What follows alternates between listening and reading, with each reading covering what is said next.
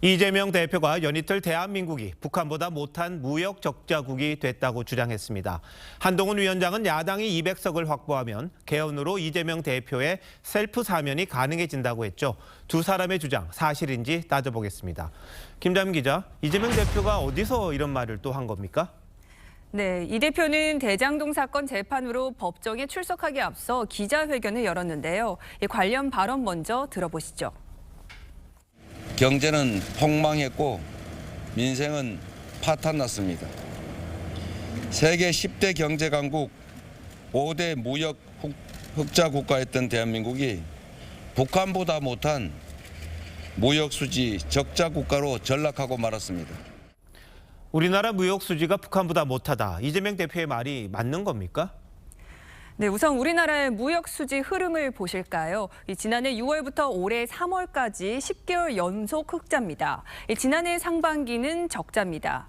지난해 연간으로 비교하면 우리나라 무역 수지 적자 폭이 북한보다 훨씬 큽니다.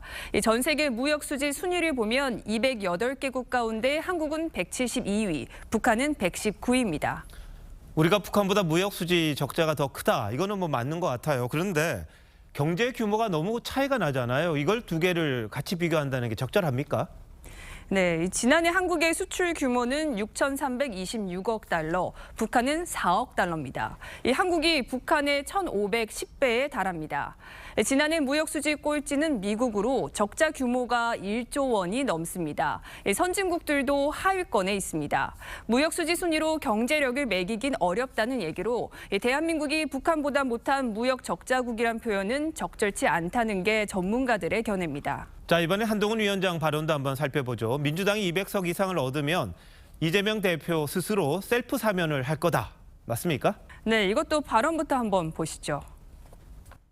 200석을 가지고 그냥 대통령 탄핵만 할 것 같습니까? 개헌해서 국회에서 사면권 행사하도록 하고, 그래서 이재명 대표나 조국 대표 자기 죄를 스스로 사면할 겁니다. 네, 200석을 내주면 안 된다는 의미에서 한 발언으로 보입니다. 현행 헌법상 사면권은 대통령의 고유한 권한입니다. 그래서 한 위원장도 개헌이라는 전제 조건을 붙였습니다.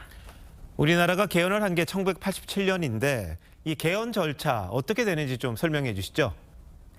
네, 헌법 개정은 국회의원 과반수의 발의로 제한되고 3분의 2 이상, 즉 300명 가운데 200명이 찬성해야 의결됩니다. 여기까지 보면 야당이 200석을 확보하면 개헌이 가능해 보이긴 합니다. 그런데 그 다음 절차가 남아 있습니다. 국회 의결 후 30일 이내에 국민투표에 붙여서 유권자 50% 이상이 투표해야 하고 투표자의 과반수가 찬성해야 헌법 개정이 이뤄집니다. 현실적으로 사면권만을 놓고 개헌을 하는 것은 불가능에 가깝다는 게 전문가들의 견해입니다.